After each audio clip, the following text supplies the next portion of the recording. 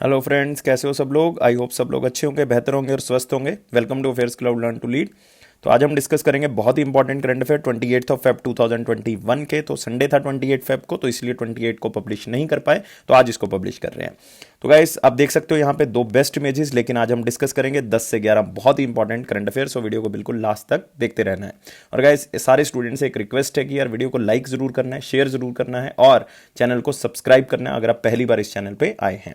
लेकिन आगे बढ़ने से पहले एक दो चीजें मैं आपके साथ डिस्कस करूंगा, जो कि है अफेयर्स क्लाउड की करंट अफेयर सब्सक्रिप्शन के बारे में।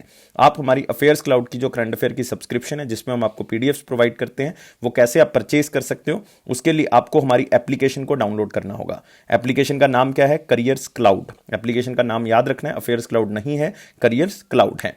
और इसमें आपको 1 साल की सब्सक्रिप्शन और 2 साल की सब्सक्रिप्शन आपको मिलेगी। आप डाउनलोड करने के लिए इस वीडियो के डिस्क्रिप्शन बॉक्स में जा सकते हैं, वहां पे डाउनलोडिंग लिंक जो है वो अवेलेबल है। और इसका प्राइस जो है वो दोनों सब्सक्रिप्शन का, इवन 1 साल का और 2 साल का, दोनों का प्राइस जो है वो बहुत ही कम है। लेकिन हम आपको इसके अंदर प्रोवाइड क्या करेंगे? हम आपको प्रोवाइड करेंगे डेली करंट अफेयर्स, मतलब डेली पीडीएफ।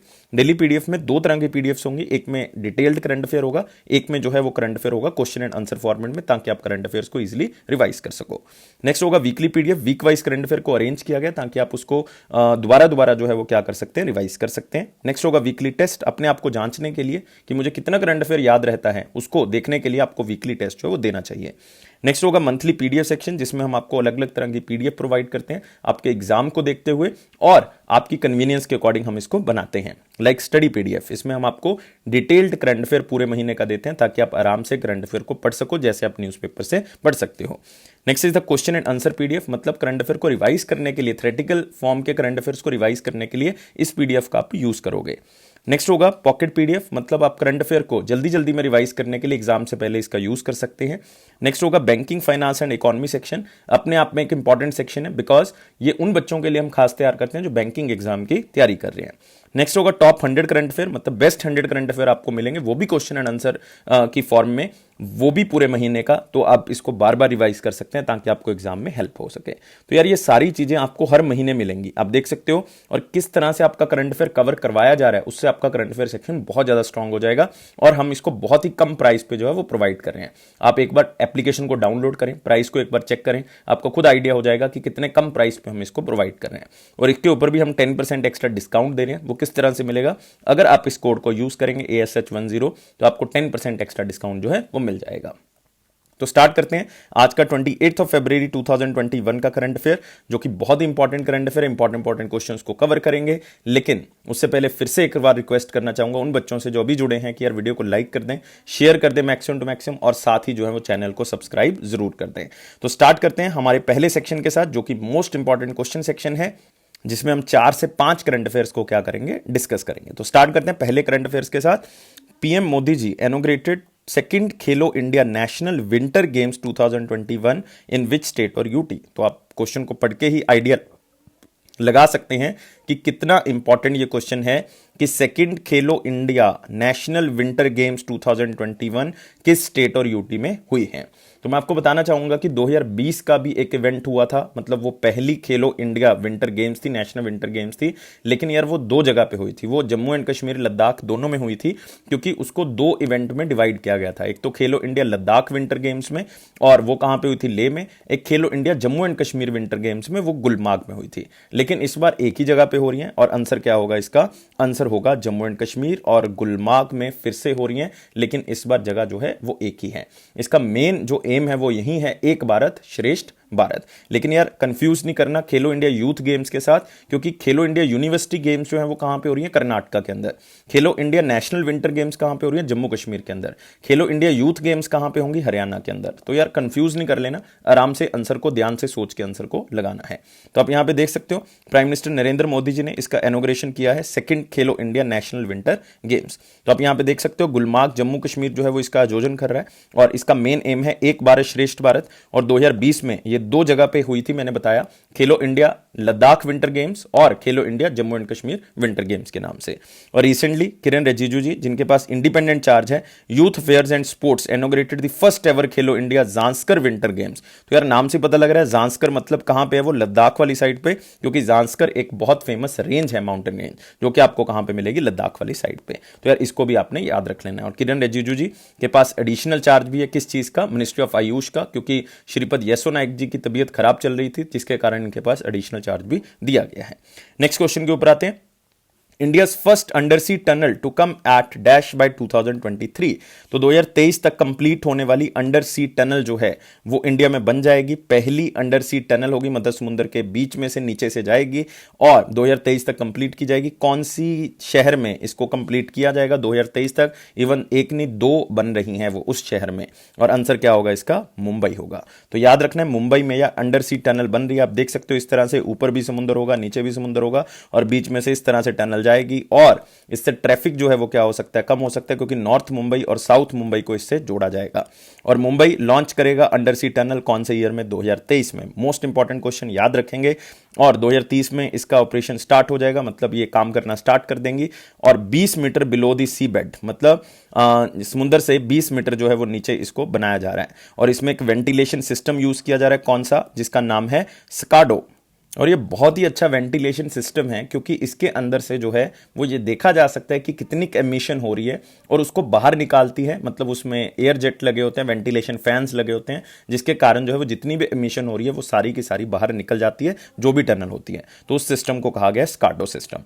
और यार बहुत से चैलेंज होते हैं जब आप अंडर सी कंस्ट्रक्शन करते हो, क्योंकि पानी अंदर ना चला जाए टनल के, ये तो सबसे बड़ा चैनल है। टनल का स्ट्रक्चर जो है वो स्टेबल रहे, उसमें कोई भी प्रॉब्लम ना आए। एयर वेंटिलेशन जो है वो हमने क्या करना है कि रिस्क जो हजार्डियस गैसेज हैं, जो खराब गैसेज हैं लाइक कार्बन मोनोऑक्साइड, वो जो रिलीज हो रही हैं उसको भी हमने क्या करना है? रोकना है किसी तरह से। तो 2 अंडर सी टनल जो है वो बनाई जा रही है मुंबई सिटी के अंदर। और अदरवाइज पूरे वर्ल्ड की लॉन्गेस्ट अंडर सी टनल जो है वो कहां पे है? जापान के अंदर, जिसका नाम क्या है? सियाकन टनल। तो याद रखेंगे सीकन और सियाकन टनल जो है वो जापान के अंदर वर्ल्ड की लॉन्गेस्ट अंडर सी टनल है। 140 मीटर जो है वो नीचे है सी बेड के, और ये 20 मीटर सी बेड के नीचे है। तो इतनी चीजें याद रखनी है, और इस क्वेश्चन में कुछ भी इंपॉर्टेंट नहीं है, सिर्फ इतना जो है वो याद रखेंगे। नेक्स्ट करते हैं। और रिसेंटली आपको पता होना चाहिए कि प्राइम मिनिस्टर मोदी जी ने अटल टनल का जो है वो इनॉग्रेशन किया था हिमाचल प्रदेश के अंदर, वो भी इंपॉर्टेंट है। नेक्स्ट आते हैं अगले क्वेश्चन के ऊपर। Who is appointed as MD and C of the Central Bank of India? एक इंपॉर्टेंट न्यूज आप कर रहे हो, MD managing director and chief executive officer Central Bank of India. तो एक स्टैटिक क्वेश्चन की तरह ही इसको कवर करना है। इंपॉर्टेंट है कि सेंट्रल बैंक ऑफ इंडिया के एमडी और सीईओ किसको अपॉइंट किया गया। फटाफट बच्चों ने आंसर देना स्टार्ट कर दिया। यस, और आंसर क्या है इसका? मातम वेंकटा राव, मतलब हम कह सकते हैं एमवी राव। तो आपको एग्जामिनर कंफ्यूज कर सकता है एमवी राव करके, तो आप ये मत कह देना कि यार पढ़ाया ही नहीं हमें। तो याद रखना है मातम वेंकटा राव जो है वो इसका क्या होगा? आंसर होगा एमवी राव होगा, जो कि एक एग्जीक्यूटिव डायरेक्टर के तौर पे सेंट्रल बैंक ऑफ इंडिया में काम कर रहे थे, लेकिन अब इनको क्या बना दिया गया? एमडी और सीईओ। और आपको शायद नहीं पता होगा कि सेंट्रल बैंक ऑफ इंडिया में 3 एग्जीक्यूटिव डायरेक्टर थे, जिसमें से एक को अब क्या बना दिया गया? एमडी और सीईओ। मतलब अब पोजीशंस कितनी रह गई हैं? 2 एग्जीक्यूटिव डायरेक्टर की रह चुकी हैं। तो आप यहां पे देख सकते हो Matam Venkata Rao appointed as MD and CEO of the Central Bank of India. और आप यहां पे सेंट्रल बैंक ऑफ इंडिया के बारे में जरूर याद रखेंगे, ये फर्स्ट इंडियन कमर्शियल बैंक है जो fully owned and manage by Indians. तो ये याद रखना है। बहुत से बच्चे पंजाब नेशनल बैंक के साथ कंफ्यूज हो जाते हैं, लेकिन आंसर क्या होगा? Central Bank of India. 1911 में इसको एस्टैब्लिश किया गया था। एमडी और सीईओ के बारे में बात कर चुके हैं, मातम वेंकटा राव। लेकिन यार एग्जामिनर आपको पूछ सकता है कि किसको रिप्लेस किया, तो आपने याद रखना है पहले कौन थे? पल्लव महापात्रा। तो इनको रिप्लेस किया है, इनका टाइम पीरियड पूरा हो चुका था। और कई बच्चे पूछ रहे हैं सर कितना टाइम पीरियड के लिए अपॉइंट किया गया, तो याद रखना है मातम वेंकटा राव को 3 साल के लिए क्या किया गया है? अपॉइंट किया गया है। तो यहां पे देख सकते हो आप मातम वेंकटा राव एमडी और सीईओ, हेडक्वार्टर मुंबई महाराष्ट्र होगा। टैगलाइन क्या होगा? सेंट्रल टू यू सिंस 1911, मतलब बिल्कुल आपके पास है 1911 से, क्योंकि 1911 में एस्टेब्लिशमेंट हुई थी। Build a better life around us, और आसपास के एरिया में हमने अच्छी लाइफ को बनाना है, ये इसका टारगेट जो है वो रखा गया है। तो नेक्स्ट क्वेश्चन के ऊपर बढ़ते हैं। Unfinished MMI is related to which personality? यार किससे रिलेटेड है ये बुक? अनफिनिश्ड जो कि उनकी मेमोरीज के बेसिस पे है, उनकी पुरानी यादों के बेसिस पे, अपने स्ट्रगल के बारे में है। तो अनफिनिश्ड जो है वो एक बॉलीवुड स्टार, और आंसर क्या होगा, हमने पहले भी इस क्वेश्चन को कवर किया लेकिन आज भी इसको मोस्ट इंपॉर्टेंट क्वेश्चन में कवर कर रहे हैं। आंसर क्या होगा, प्रियंका चोपड़ा जोनस। तो आप यहां पे देख सकते हैं प्रियंका चोपड़ा जी ने ये बुक लिखी है और book published by the penguin Viking, जो कि पेंगुइन पब्लिशर का ही या पेंगुइन रैंडम हाउस का ही एक पार्ट है।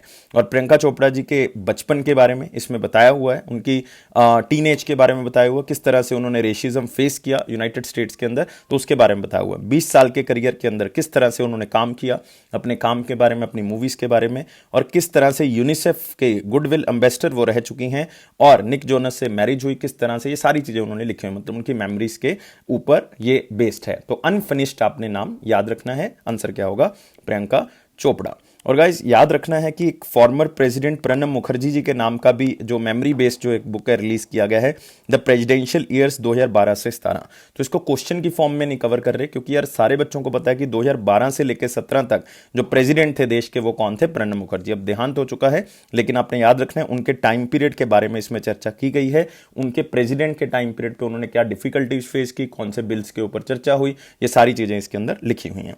तो उनकी मेमोरीज द प्रेसिडेंशियल ईयर 2012 से 17, प्रणब मुखर्जी के बारे में। नेक्स्ट आते हैं वेरी इंपॉर्टेंट क्वेश्चंस के ऊपर, और उसमें पहला क्वेश्चन है which country holds first sherpas meeting after assuming 2021 BRICS chairship. तो यार ये बहुत ही इंपॉर्टेंट क्वेश्चन तो नहीं कहूंगा मैं, क्योंकि ये मैं बहुत बार करवा चुका हूं क्वेश्चन को कि इस बार 2021 की जो चेयरमैनशिप है ब्रिक्स की वो किस कंट्री के पास है। और इसमें बच्चे बहुत ज्यादा कंफ्यूज हो रहे हैं नंबर वाइज कि नंबर वाइज सर ब्रिक्स कौन सी है। तो दोनों आंसर मैं आपको दूंगा। तो आंसर इसका क्या होगा, इंडिया, क्योंकि आपको पता है कि 2020 में ये चेयरमैनशिप किसके पास थी, ये थी रशिया के पास। लेकिन यार इस ईयर में 2021 में ये किसके पास आ चुकी है, इंडिया के पास आ चुकी है। तो इसका मतलब ये होस्ट जितनी भी मीटिंग्स होंगी ब्रिक्स की, चाहे वो आप कह सकते हो फाइनेंशियल मिनिस्टर्स मीटिंग है, चाहे वो प्रेसिडेंट मीटिंग है, कोई भी मीटिंग है ब्रिक्स की, वो होस्ट कौन करेगा, इंडिया करेगा। और बच्चे कंफ्यूज हो रहे हैं कि सर ये 15th मीटिंग है या 13th मीटिंग है। तो यार मैं आपको बताना चाहूंगा कि ये ब्रिक्स की 13th ब्रिक्स समिट है, और ब्रिक्स को बने हुए कितने साल हो चुके हैं, 15 साल हो चुके हैं। इसका मतलब बीच में मीटिंग जो है वो नहीं हुई होगी, जिसके कारण जो है वो हम 15 ईयर जो है वो सेलिब्रेट कर रहे हैं ब्रिक्स बनने के। क्योंकि ब्रिक्स जो है वो आपको पता है कि 2006 में इसकी फॉर्मेशन जो है, मतलब ये आइडिया जो है वो फॉर्मलाइज हुआ था, लेकिन इसकी पहली मीटिंग जो है वो बेसिकली कब हुई थी, 2010 में। मतलब ब्रिक्स की जो फॉर्मेशन है वो 2009 में हुई थी, लेकिन 2006 में इसके बारे में बात होनी स्टार्ट हो गई थी। तो ब्रिक्स जो है वो सेलिब्रेट कर रहा है अपनी 15th एनिवर्सरी को, क्योंकि 2006 में जो है इसकी first meeting brick foreign ministers की हुई थी, जिसमें यूनाइटेड नेशन जनरल असेंबली में ये मीटिंग की गई थी। तो बाद में साउथ अफ्रीका इसको 2010 में ज्वाइन करता है, लेकिन अदरवाइज ब्रिक्स की फॉर्मेशन जो है वो 2009 में हुई है। तो याद रखना है 15 साल हम सेलिब्रेट कर रहे हैं, लेकिन ब्रिक्स जो समिट है वो 13th समिट है, क्योंकि मैंने बताया कि 2009 से जो है वो इसकी पहली मीटिंग के बेसिस पे इसको जो है वो स्टार्ट किया गया। तो याद रखना है इसको। और इंडिया जो है वो होस्टिंग कंट्री है 2021 की। और इसमें एक बात और याद रखनी, हम किस थीम के ऊपर जो है वो इस मीटिंग को कर रहे हैं, BRICS at the rate 15, intra BRICS cooperation for continuity, consolidation and consensus. तो आप यहां पे देख सकते हो, India has kicked off BRICS chairmanship with the inaugural 3 day long sherpas meeting. और यहां पे आप देख सकते हो इंडिया जो है वो ये मीटिंग को लीड करेगा रशिया के बाद, और थीम क्या है, BRICS at the rate 15, intra BRICS cooperation for the continuity, consolidation and consensus. और मेन फोकस किसके ऊपर है, cultural and people to people engagement, P2P engagement, मतलब लोगों का भाईचारा जो है वो बढ़ना चाहिए आपस की कंट्रीज के अंदर। और 13th ब्रिक्स समिट जो है वो होने वाली है इंडिया के अंदर, और इंडिया जो है वो एक specific deliverables across the 3 pillars, 3 pillars के ऊपर जो है वो इंडिया काम कर रहा है। वो 3 पिलर यार आपको पता होना चाहिए, मतलब आपको पूछ सकता है, खास करके स्टेट PSC के एग्जाम में ऐसा थोड़ा सा डिफिकल्ट करके क्वेश्चन को पूछा जा सकता है कि वो 3 पिलर कौन से हैं जिसके ऊपर इंडिया जो है वो ब्रिक्स चेयरमैनशिप जो है वो होस्ट कर रहा है। तो आंसर क्या होगा, पहला पिलर होगा पॉलिटिकल एंड सिक्योरिटी, मतलब पॉलिटिक्स और सिक्योरिटी के ऊपर काम करना है। Next economic and financial, next होगा कल्चरल, पीपल टू पीपल। अगर आप ध्यान से देखोगे, एक पॉलिटिकल नेचर है, मतलब पॉलिटिकल राइट्स के बारे में बात हो रही है, एक इकोनॉमिकल राइट्स के बारे में हो रही है, इकोनॉमिकल एंड फाइनेंशियल, एक cultural and people to people, मतलब सोशल राइट्स के बारे में बात हो रही है। तो simple, political, economical and social. तो इस तरह से आप इसको याद रखोगे। नेक्स्ट आते हैं दोस्तों अगले क्वेश्चन के ऊपर। who has signed MOU with the common service centers to generate Ayushman cards under the Ayushman Bharat प्रधानमंत्री जन आरोग्य योजना। तो यार एक MOU साइन हुआ है जिसके अंदर जो हमारी स्कीम है आयुष्मान भारत, जो कि पूरे वर्ल्ड की लार्जेस्ट हेल्थ सेक्टर की स्कीम है, उसमें कार्ड्स इशू किए जा रहे हैं। वो पीवीसी बेस्ड कार्ड है, मतलब वो प्लास्टिक के कार्ड्स होंगे और वो इशू किए जा रहे हैं ताकि आप अपना ट्रीटमेंट जो है वो उस कार्ड के थ्रू जो है वो दिखा के कर सकते हो। मतलब एक तरह का आयुष्मान भारत का वो आइडेंटिटी कार्ड होगा। और प्रधानमंत्री जन आरोग्य योजना के अंदर आपको पता ही है कि 5 लाख रुपए जो है वो दिए जा रहे हैं हर साल, जिसके अंदर आप कोई भी बीमारी का इलाज जो है वो आप कैशलेस करवा सकते हो। तो एक बहुत बड़ी स्कीम जो है वो प्रधानमंत्री मोदी जी ने स्टार्ट की थी। और ये पीवीसी कार्ड, मतलब जो हम बात करें पॉलीविनाइल क्लोराइड जो कार्ड्स हैं, ये आयुष्मान कार्ड्स के नाम से जाने जाएंगे। और ये कौन करेगा? नेशनल हेल्थ अथॉरिटी जो है ये करने वाली है। तो याद रखना है नेशनल हेल्थ अथॉरिटी आपके लिए इंपॉर्टेंट है, क्योंकि नेशनल हेल्थ अथॉरिटी के जो चीफ एग्जीक्यूटिव ऑफिसर हैं रिसेंटली अपॉइंट किए गए थे। नाम क्या था उनका? राम सेवक शर्मा, RS शर्मा। इस तरह से भी आपको क्वेश्चन आ सकता है, राम सेवक शर्मा। तो आप यहां पे देख सकते हो कॉमन सर्विस सेंटर किसके अंडर काम करते हैं? Ministry of electronics and information technology. और यूनियन मिनिस्टर कौन है? रविशंकर प्रसाद जी। उनकी कॉन्स्टिट्यूएंसी आती है पटना साहिब बिहार के अंदर। और मिनिस्टर ऑफ स्टेट है संजय धोत्रे जी, जिनकी कॉन्स्टिट्यूएंसी जो है वो कौन सी है? अकोला महाराष्ट्र के अंदर। लेकिन आपने याद रखना है रविशंकर प्रसाद जी, उनकी कॉन्स्टिट्यूएंसी पटना साहिब है बिहार। और नेशनल हेल्थ अथॉरिटी ने ये साइन किया है कॉमन सर्विस सेंटर के साथ कि आप जो है वो ये इशू करेंगे Ayushman Bharat free PVC card. तो यहां पे देख सकते हो प्रधानमंत्री जन आरोग्य स्कीम, और ये फ्री ऑफ कॉस्ट जो है वो 5 लाख रुपए तक का ट्रीटमेंट प्राइमरी, सेकेंडरी और टर्शियरी डिजीज के लिए कर सकते हैं। और राम सेवक शर्मा सीईओ हैं किसके? नेशनल हेल्थ अथॉरिटी के। रिसेंटली अपॉइंटमेंट उनकी हुई है। नेक्स्ट आते हैं दोस्तों अगले क्वेश्चन के ऊपर। What is the name of the portal which was launched by the national consumer dispute redressal commission for consumer grievance redressal? मतलब यार ऑनलाइन नहीं, कोई आपको कंज्यूमर रिलेटेड कंप्लेंट है तो आप डाल सकते हो, उसके लिए एक पोर्टल जो है वो लॉन्च कर दिया। काफी टाइम से उसके बारे में बात हो रही थी और उसके बारे में 1-2 स्टेट्स में उसमें स्टार्ट भी किया गया, लेकिन अभी फिलहाल ये सारी स्टेट और यूटी में नहीं किया गया। 15 स्टेट्स और यूटीज में इसको लागू किया गया है। मतलब अभी पूरी 36 स्टेट्स और यूटी में नहीं किया गया, सिर्फ 15 स्टेट और यूटीज में किया गया है। और इस पोर्टल का नाम क्या है? ई दाखिल। तो याद रखना है, इंपॉर्टेंट है, पोर्टल का नाम इंपॉर्टेंट है। तो आप यहां पे देख सकते हो ई दाखिल portal for consumer grievance redressal now operation in the 15 states and the UTs. तो पोर्टल का नाम जरूर याद रखना है, कितनी स्टेट्स और यूटी में ये लागू किया जा चुका है वो याद रखना है। और ये नेशनल इंफॉर्मेटिक्स सेंटर के द्वारा डेवलप किया गया है। और कोई भी आपकी कंज्यूमर रिगार्डिंग कंप्लेंट है तो वो ऑनलाइन डाल सकते हो under the consumer protection act of 2019, जिसको इंप्लीमेंट किया गया जुलाई 2020 में।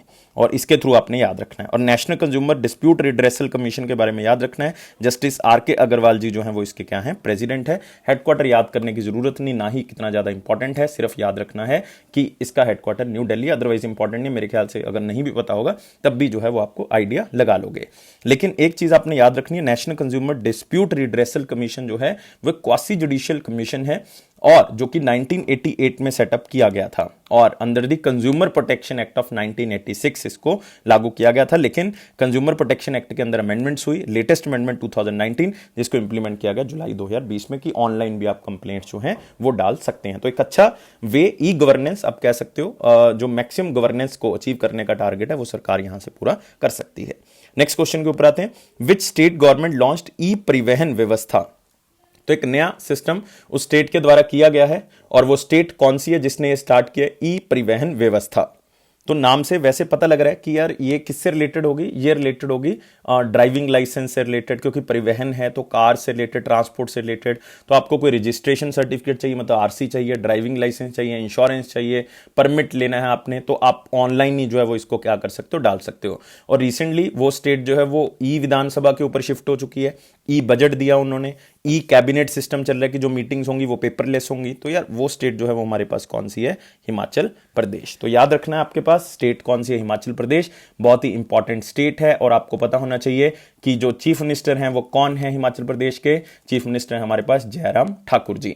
और बिल्कुल याद रखना है सर गवर्नर कौन से हैं? गवर्नर आपने याद रखना है बंडारू दत्तात्रेय जी, ये हमारे पास क्या है? गवर्नर हैं। और हिमाचल प्रदेश में आपने याद रखना है बहुत ही इंपॉर्टेंट नेशनल पार्क, और वो कौन सा है? Great Himalayan National park. कहां पे? हिमाचल प्रदेश के अंदर। एक आपको यहां पे मिलेगा इंदर किला नेशनल पार्क, एक आपको मिलेगा खीर गंगा नेशनल पार्क, एक आपको मिलेगा pin Valley National park. Important है दोस्तों, पिन वैली और ग्रेट हिमालयन सबसे ज्यादा इंपॉर्टेंट है। तो दोबारा से रिपीट कर रहा हूं, Great Himalayan National Park, Inder Kila National Park, Kheer Ganga National Park और पिन वैली नेशनल पार्क। तो जयराम ठाकुर जी ने इसका इनॉग्रेशन किया। कोई ड्राइविंग लाइसेंस, रजिस्ट्रेशन, इंश्योरेंस कुछ भी आप ले सकते हैं। ऑनलाइन ट्रांसपोर्ट सर्विस के लिए आपके लिए इंपॉर्टेंट है। ऑलरेडी वो ई विधानसभा, ई बजट, ई कैबिनेट ये सारी चीजें कर चुके हैं, मतलब पेपरलेस कैबिनेट कर चुके हैं। नेक्स्ट क्वेश्चन आते हैं, what is the theme of India's aircraft leasing summit 2021। तो आपको पता है एयरक्राफ्ट बिजनेस है ये, जिसमें आप प्लेन्स को लीज पे दे सकते हैं किसी और कंट्री को, वो यूज करते हैं। इससे बहुत ज्यादा पैसा जो है वो एयरक्राफ्ट कंपनीज जो है वो कमा सकती हैं। लेकिन इंडिया का आज तक कोई भी प्लेन जो है वो लीज पे नहीं लिया गया है। लेकिन पूरे वर्ल्ड का बहुत बड़ा बिजनेस जो है वो एयरक्राफ्ट इंडस्ट्री का वो लीजिंग पे चलता है, क्योंकि इसका रेंट जो है वो बहुत ज्यादा होता है, लीजिंग एग्रीमेंट जो है वो बहुत ज्यादा होता है। तो इसका थीम क्या होगा, इंडिया एयरक्राफ्ट लीजिंग समिट 2021, और इसका जो है वो आंसर क्या है, रूपी रफ्तार। तो यार इसको वेरी इंपॉर्टेंट क्वेश्चन में डाल के इसको 2-3 बार क्वेश्चन को पढ़ लें। मेरे ख्याल से अलग से नाम है रूपी रफ्तार, मतलब तेजी से रूपी जो है वो बढ़ाना है, तो इसका मतलब आपको क्या करना पड़ेगा, एयरक्राफ्ट को लीजिंग पे देना पड़ेगा। तो अब यहां पे देख सकते हैं, India will be the world third biggest civil aviation sector. अगर आप देखोगे globally in overall terms, Hardeep Singh Puri ji ने कहा है, जो कि हमारे सिविल एविएशन मिनिस्टर हैं। तो आप देख सकते हो third biggest civil aviation sector बन जाएगा, ये कहते हैं 2024 तक। और बहुत से टारगेट्स गवर्नमेंट ने ऐसे रखे हुए हैं, जैसे 5 ट्रिलियन इकोनॉमी बनाना है 2024-2025 तक, तो ऐसे टारगेट जो है हमने रखे हुए हैं। और इंडिया एयरक्राफ्ट लीजिंग समिट जो है वो कहां पे हुई है, न्यू दिल्ली में हुई है। इसका थीम क्या है, रूपी रफ्तार। और आपको शायद आइडिया नहीं होगा कि 2% जो है वो पूरे वर्ल्ड लेवल पे एयरक्राफ्ट को लीज पे लिया जाता था 1980 तक, लेकिन अभी 41% है 2018 तक, और ये उम्मीद है कि 2020 तक 50% तक पहुंच गया होगा। लेकिन हैरानी की बात यह है कि इंडिया का अभी तक इवन एक एयरक्राफ्ट भी जो है वो लीज पे नहीं लिया गया है, जो कि सबसे प्रॉफिटेबल सेगमेंट माना जाता है, और वो इंडिया ने अभी तक जो है वो किसी को लीज पे नहीं दिया। या आप कह सकते हो कि इंडिया के एयरक्राफ्ट जो हैं वो इतने ज्यादा, हम कह सकते हैं कि सक्षम नहीं है कि वो लीज पे जो है वो दिए जा सकें। तो उसके ऊपर थोड़ा सा काम करने की जरूरत है, इनोवेशन, रिसर्च एंड डेवलपमेंट करने की जरूरत है। नेक्स्ट आते हैं दोस्तों इंपॉर्टेंट क्वेश्चन सेक्शन की तरफ। इंपॉर्टेंट क्वेश्चन में पहला क्वेश्चन है, world NGO non governmental organisation day is annually observed across the globe on which day. तो बहुत ज्यादा इंपॉर्टेंट डे नहीं है। कल हमने एक क्वेश्चन कवर किया था, लाइक आपको याद होगा कि हमने नेशनल प्रोटीन डे जो है वो सेलिब्रेट किया था। वो कौन सी डेट को किया था, 27 फरवरी को। लेकिन अभी हम जो है वो बात करें वर्ल्ड एनजीओ डे। तो आपने याद रखना है कि एनजीओ बहुत ज्यादा प्रोटीन जो है वो बच्चों को प्रोवाइड करती हैं, बहुत सा काम करती हैं ऐसा कि जिससे देश का नाम जो है वो रोशन हो। तो वो वर्ल्ड एनजीओ डे जो है वो कौन से दिन मनाया जाता है, सेम डे जिस दिन जो है वो नेशनल प्रोटीन डे मनाया जाता है। तो आंसर क्या होगा इसका भी, 27 फरवरी। तो इस तरह से आप इसको याद कर सकते हो। सोशल वर्कर्स हैं, एनजीओज हैं, मतलब जो सिर्फ लोगों की हेल्प करने के लिए काम करती हैं, सोसाइटी के बेटरमेंट के लिए काम करती हैं, तो उनको एक तरह से हम सेलिब्रेट करते हैं पूरे वर्ल्ड लेवल पे, और हम उनको सम्मानित जो है वो करते हैं। तो बहुत ही इंपॉर्टेंट है वर्ल्ड एनजीओ डे। तो आप यहां पे देख सकते हो वर्ल्ड एनजीओ डे 2021। तो नेक्स्ट आते हैं वन लाइनर इंपॉर्टेंट पॉइंट्स के ऊपर। EXIM bank extends line of credit of $7.35 million to Republic of Nicaragua. तो आपको पता होना चाहिए पहले तो ये निकारागुआ है कहां पे।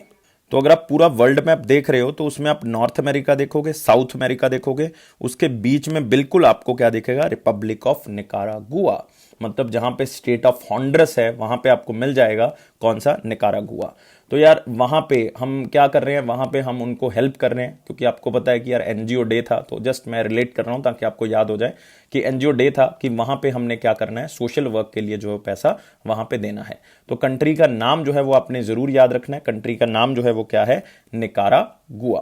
तो यार कितना पैसा दे रहे हैं हम, $7.35 मिलियन जो है वो दे रहे हैं वहां पे सोशल वर्क के लिए, खास करके high technology centre of hospital जो है वहां पे जो है वो उसमें इक्विपमेंट्स को सप्लाई करना है, वहां पे नई चीजें जो है वो देनी है, ताकि जो हेल्थ सेक्टर है वो वहां पे क्या हो सके, इंप्रूव हो सके। और ये गवर्नमेंट ऑफ इंडिया की तरफ से कौन दे रहा है, एक्सिम बैंक दे रहा है, एक्सपोर्ट इंपोर्ट बैंक दे रहा है। 1982 में ये स्टैब्लिश हुआ था। और याद रखना है इसके मैनेजिंग डायरेक्टर कौन है, डेविड रस्क्यूना, और इसका हेडक्वार्टर कहां पे, मुंबई, महाराष्ट्र। और रिपब्लिक ऑफ निकारागुआ के बारे में याद रखना है, कैपिटल जो है वो कौन सी है, मानागुआ, MANAGUA, मानागुआ। और करेंसी कौन सी है, करेंसी है कॉर्डोबा। तो CORDOBA, कॉर्डोबा, पूरा करेंसी का नाम है निकारागुअन कॉर्डोबा, लेकिन आप कॉर्डोबा भी याद रख लेंगे तो आंसर क्लियर हो जाएगा। कैपिटल जरूर याद रखने, मानागुआ, और निकारागुआ है कहां पे, नॉर्थ अमेरिका और साउथ अमेरिका के बिल्कुल बीच में है। नेक्स्ट आते हैं, बहुत ही फेमस क्रिकेटर, इंडियन क्रिकेटर और इरफान पठान जी के ब्रदर यूसुफ पठान जी ने रिटायरमेंट ले ली है सारे फॉर्म ऑफ क्रिकेट से। इतना याद रखना है, सिर्फ नाम याद रखना है, यूसुफ पठान। और आपको पता होना चाहिए कि क्या थे, बैट्समैन भी थे यार, कई बार बॉलिंग भी कर लेते थे, मतलब एक तरह से ऑलराउंडर के तौर पर जाना जाता है, लेकिन बैट्समैन के तौर से इनको ज्यादा जाना जाता है। और इवन IPL में खेले हैं, लेकिन इन्होंने सारी फॉर्म ऑफ क्रिकेट से जो है वो क्या ले लिया है, रिकॉर्ड ले लिया है। तो याद रखना आपने। और एक चीज और याद रखेंगे, ये कौन सी स्टेट से आते हैं, ये वडोदरा गुजरात से बिलोंग करते हैं। Next, letter former president Pranab Mukherjee ji का एक मेमोरी बेस्ड हमने कहा बुक आई है, वो कौन सी है, द प्रेसिडेंशियल ईयर 2012 हमने बात कर ली है। Next, Matam Venkata Rao appointed as MD and CEO of the Central Bank of India, बात कर चुके हैं, MV राव को अपॉइंट किया गया है। और पल्लव मोहपात्रा जी रिटायर हो चुके हैं, 3 साल के लिए इनको अपॉइंट किया गया है। हिमाचल प्रदेश गवर्नमेंट ने परिवहन व्यवस्था लॉन्च की गई है, और वर्ल्ड एनजीओ डे के बारे में भी बात हो चुकी है। तो ये थे दोस्तों हमारे पास इंपॉर्टेंट क्वेश्चन 28 फेब के। तो कल संडे था इसलिए पब्लिश नहीं कर पाए थे, लेकिन 27 फेब का क्वेश्चन का आंसर जानने की बारी आ चुकी है। क्वेश्चन क्या था, which of the following constitution amendment act deals with the elementary education as a fundamental right. तो आर्टिकल 21A में जो है वो डाल दिया गया था एक एलिमेंट्री एजुकेशन को, मतलब राइट टू एजुकेशन को डाल दिया गया था। कौन सी अमेंडमेंट के थ्रू डाला गया था, तो यार बच्चों को पता होना चाहिए था कि इसका आंसर क्या है, क्योंकि बहुत ही सिंपल क्वेश्चन है, और खास करके जो बच्चे पॉलिटी को पढ़ते हैं बहुत अच्छे से आंसर बता सकते हैं। तो आंसर क्या है इसका, 86th अमेंडमेंट 2002। तो आंसर याद रखना है, 86th अमेंडमेंट 2002 में जो है वो इसको ऐड किया गया था एज ए कॉन्स्टिट्यूशनल, मतलब आप कह सकते हो एज ए कॉन्स्टिट्यूशन के अंदर as a fundamental right add कर दिया गया था बाय 21A आर्टिकल के थ्रू। और इसको इंप्लीमेंट कब किया गया था, इसको 1 अप्रैल 2010 में जो है वो इंप्लीमेंट किया गया था। इस बात को भी आपने याद रखना है। और RT एक्ट कहता है कि 6 से लेकर 14 साल के बच्चे को एजुकेशन मिलेगी, ये उसका क्या है, फंडामेंटल राइट है। तो एलिमेंट्री एजुकेशन सबको प्रोवाइड करनी है, ये राइट है। तो याद रखना है 86th अमेंडमेंट 2002। नेक्स्ट आते हैं question of the day. Question of the day क्या है, the commonly used coolant in the refrigerator. तो जो आपके रेफ्रिजरेटर्स हैं घर पे, उसमें कॉमन कूलेंट जो है वो कौन सा यूज किया जाता है जिसके कारण जो है वो गर्म नहीं होता, ठंडा रहता है। तो कूलेंट नाम से पता लग रहा है, हम बहुत सी केमिकल रिएक्शंस में कूलेंट यूज करते हैं, तो यहाँ पे रेफ्रिजरेटर की बात हो रही है। और बहुत ही स्टेबल कूलेंट है, नॉन इन्फ्लेमेबल है, मतलब जो है वो आग नहीं पकड़ता, और बहुत ही मॉडरेटली टॉक्सिक है, मॉडरेटली टॉक्सिक है। तो इसलिए आपने याद रखना है आंसर क्या होगा, और मुझे कमेंट बॉक्स में आप आंसर को बताएंगे। तो यार बहुत ही जल्दी मैं आपकी जितनी भी पेंडिंग वीडियोस है अगस्त से लेके अब तक सारी की सारी वीडियोस पूरी की पूरी तरह से प्रोवाइड कर दूंगा, चाहे वो वीकली करंट अफेयर हो, चाहे वो मंथली हो, चाहे कोई भी करंट अफेयर हो, लेकिन अगस्त से लेकर फरवरी तक मैं सारे करंट अफेयर्स को कंप्लीट कर दूंगा। तो यार 700+ लाइक्स मुझे चाहिए इस काम के लिए, ताकि मैं सारी चीजें आपको प्रोवाइड कर सकूं। सब्सक्राइब कर दें चैनल को, बेल बटन को प्रेस कर दें ताकि नोटिफिकेशन ऑन टाइम मिल सके। और ये अफेयर्स क्लाउड का प्रॉमिस है कि आपके कॉन्फिडेंस को जरूर बूस्ट करेगा। और 90 से 95% जो भी करंट अफेयर्स आपके एग्जाम में आ रहे हैं वो अफेयर्स क्लाउड के द्वारा कवर किए जाते हैं। ये अफेयर्स क्लाउड की जेन्युइनिटी है, ये हमारी टीम का हार्डवर्क है। थैंक यू गाइस वीडियो को देखने के लिए, और हमेशा खुश रहें। लाइफ को बहुत ज्यादा सीरियस ना लें, life is fun, life is beautiful, हमेशा खुश रहें। Thank you guys, take care, bye bye.